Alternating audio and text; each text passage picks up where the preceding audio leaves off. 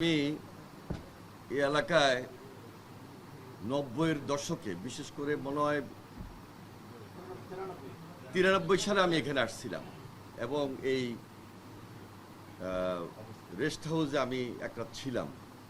তখন এই শামসুজ্জামান শামু এবং সাইফুল আমার ছাত্রদলের নেতা আমার সঙ্গে এখানে ছিলেন এবং সম্মেলনের কার্যক্রমটা এখানে বসেই আমি রাত্রে ওনাদের সঙ্গে থেকে শেষ করেছি ছাত্রদলের।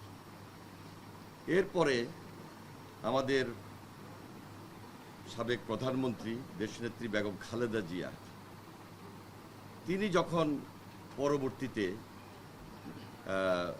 প্রধানমন্ত্রী থাকা অবস্থায় এসেছিলেন তখন আমি ওনার সঙ্গে এখানে এসেছি এবং এরপরে আরেকবার বিরোধী দলীয় নেতা হিসাবে ওনার সঙ্গে আমি এখানে এসেছি এবং আরেকবার সর্বশেষ এই যে জাগো বাহে আন্দোলনের নেতা ওনার ডাকে আমাদের এই রংপুর, কুড়িগ্রাম, গাইবান্ধা, লালমনিরহাট এবং নীলফামারী এই 4-5টা জেলার নেতৃবৃন্দ সবাই যখন একটা আন্দোলন মুখর তখন ওনার নেতৃত্বে আরেকবার আমি এখানে এসেছিলাম।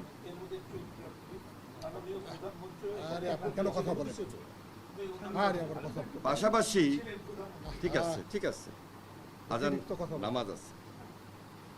এরপরে এই যে বিগত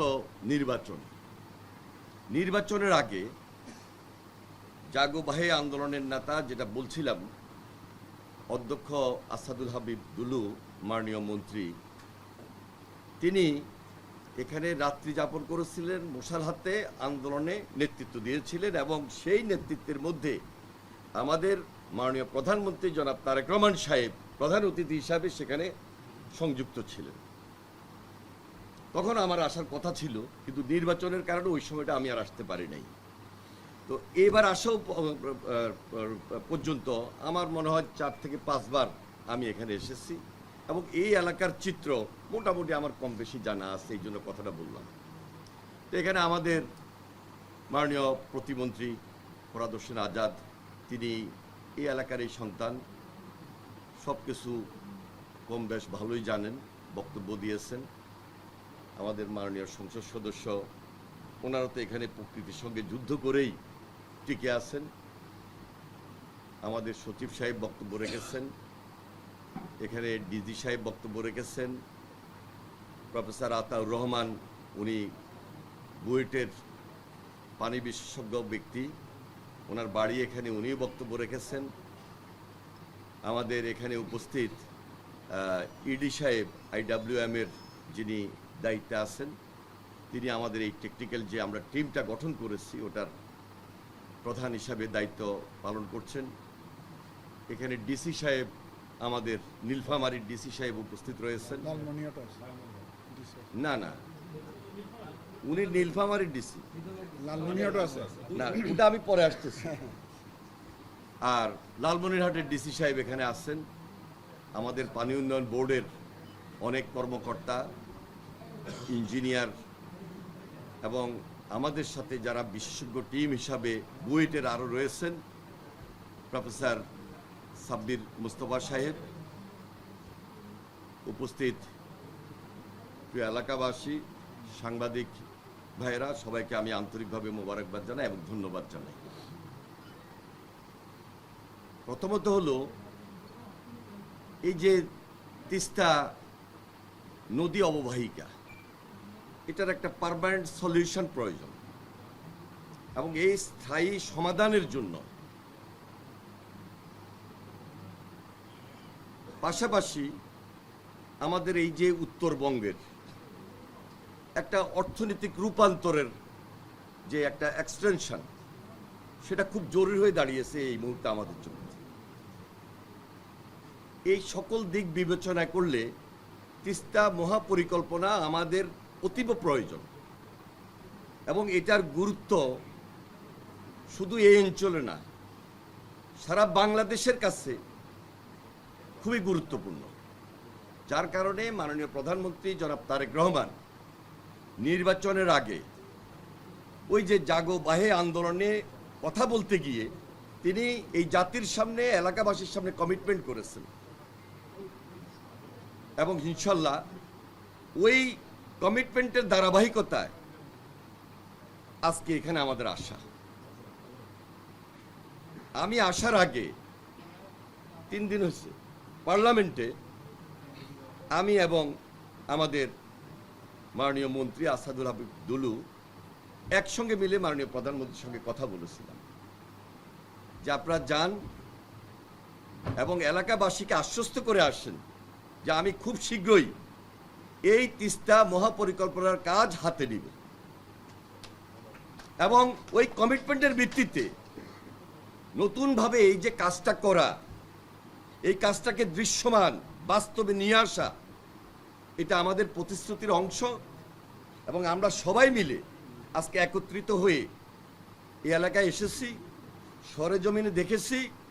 ইনশাল্লাহ পদ্মা ব্যারেজ যেভাবে একটাকে পাশ হয়েছে, খুব শীঘ্রই আমাদের এই টেকনিক্যাল টিম কাজ করার পর দৃশ্যমান রিপোর্ট হবে এবং দৃশ্যমান এই কাজে যে একটাকে পাশ করানো, সেই কাজটাও আমরা দৃশ্যমান করে এখানে কাজ শুরু করব ইনশাল্লাহ। আপনারা জানেন যে আমাদের থেকে বেশি জানেন শুষ্ক মৌসুমে এখানে পানি থাকে না। নদীর যে পানির প্রবাহ না থাকার কারণে কৃষির দিক থেকে আপনারা সম্পূর্ণভাবে বঞ্চিত। মাছের কথা নাই বললাম, পানি না থাকলে মাছ কোথা থেকে থাকবে।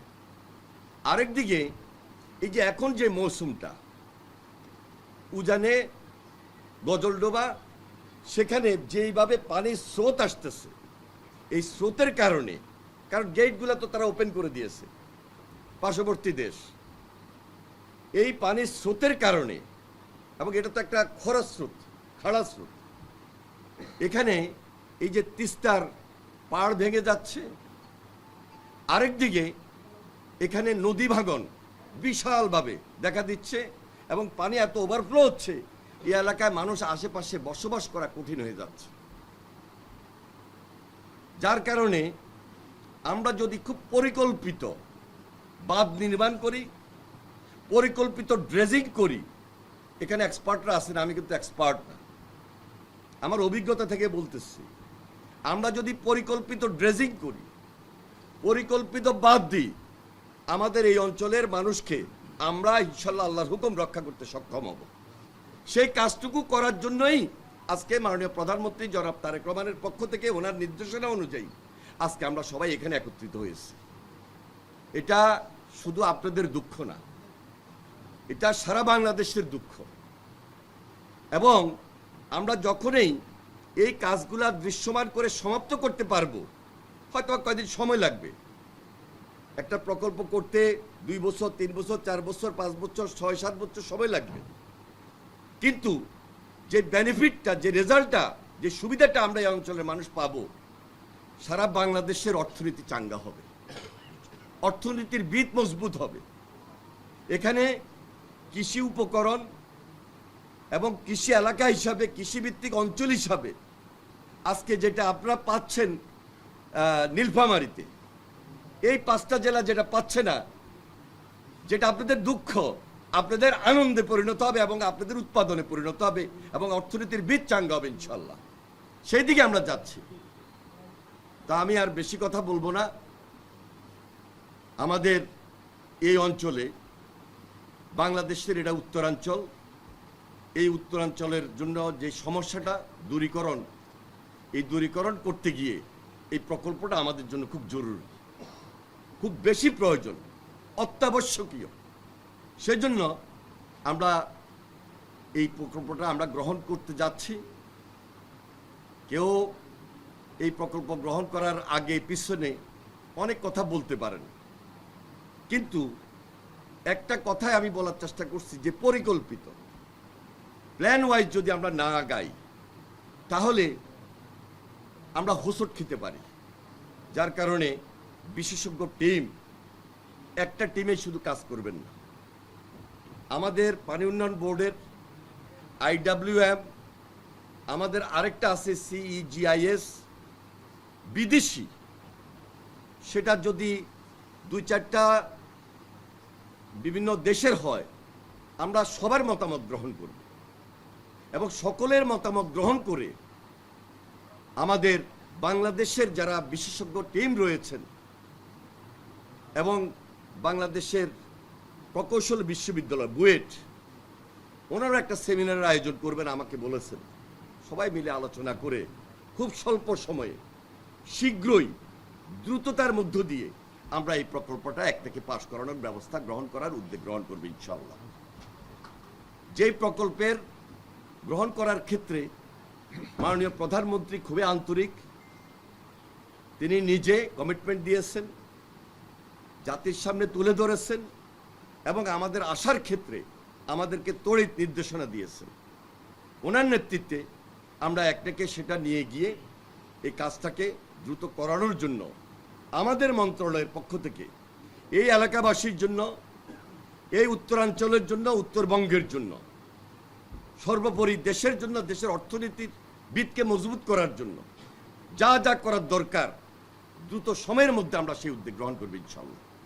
আমাদের মন্ত্রণালয়ের প্রতিমন্ত্রী সাহেব আছেন, সচিব সাহেব আছেন, ডিজি সাহেব আছেন, ইঞ্জিনিয়ার সাহেবরা আছেন, সবাই মিলে এই ব্যাপারে দ্রুত কাজ করছেন এবং কাজ করে আমরা এই প্রকল্পটাকে দৃশ্যমান করার জন্য খুব বেশি বেশি চেষ্টা করছি।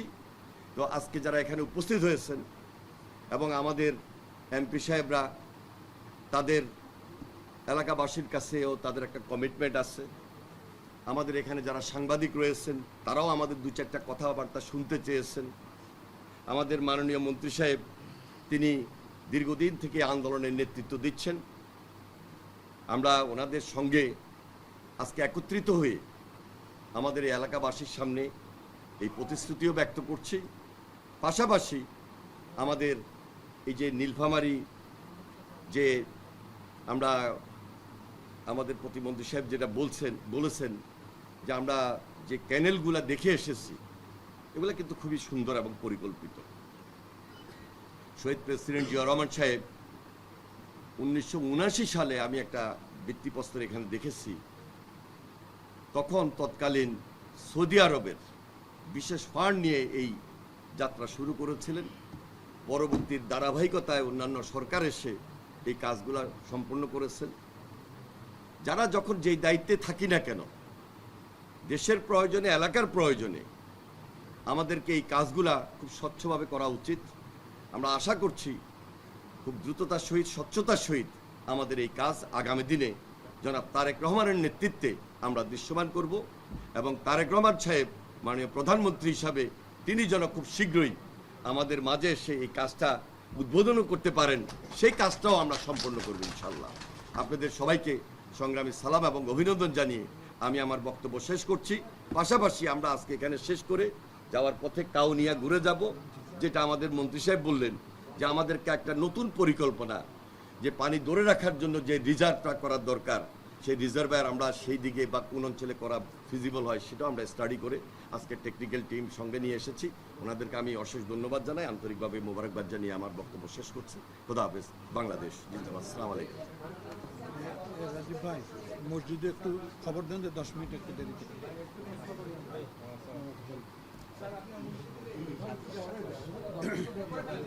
করেন বলেন বলেন বলেন, একজন বলেন।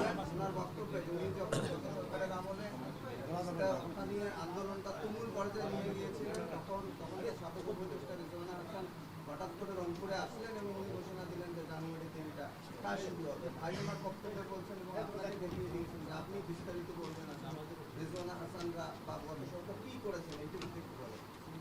দেখুন, এগুলো টেকনিক্যাল জিনিস, টেকনিক্যাল কাজ। আমি আগেই বলছি যে প্রেসিডেন্ট জিয়া রহমান সাহেব 1979 সালে তৎকালীন সময়ে একটা বিদেশি সৌদি আরবের ফান্ড নিয়ে সেই কাজের যাত্রা শুরু করেন। এখন পর্যন্ত কত সরকার আসছে গেছে, তিস্তার কাজ যেটা ব্যারেজ সহ আমাদের এই যে নীলফামারী অঞ্চলে, সেটা পরবর্তী ধারাবাহিকতা বজায় রেখেছে। এখন ইন্টেরিয়র গভর্নমেন্ট আসছে, ওনারা নজর দিয়েছেন, আমি ওনাদেরকে ধন্যবাদ জানাই। ওনারা খুব অল্প সময়ের জন্য তখন নির্বাচনটা করে দিবেন, নির্বাচনটা শেষ করবেন, সেই দিকে বেশি ব্যস্ত ছিলেন। নির্বাচনও সম্পন্ন হয়েছে, কিছু কাজও স্টাডি ওনারা কমপ্লিট করেছেন। বিদেশি একটা টিমও এখানে এসে গণশুনানি করেছেন, সরজমিনে এসেছেন, দেখেছেন। আরও দু একটা বিদেশি টিম হয়তো আসবেন। আমরা আমাদের দেশীয় টিম, টেকনিক্যাল টিম এখানে কাজ করছি, ফিজিবিলিটি স্টাডির ব্যাপার আছে। সব কিছু সম্পন্ন হওয়ার পর আমরা আশা করছি খুব শীঘ্রই, যত কম সময় নেওয়া যায় অত কম সময়ের মধ্যে এই প্রজেক্টটা যেন দৃশ্যমান আমরা করে দিতে পারি সেই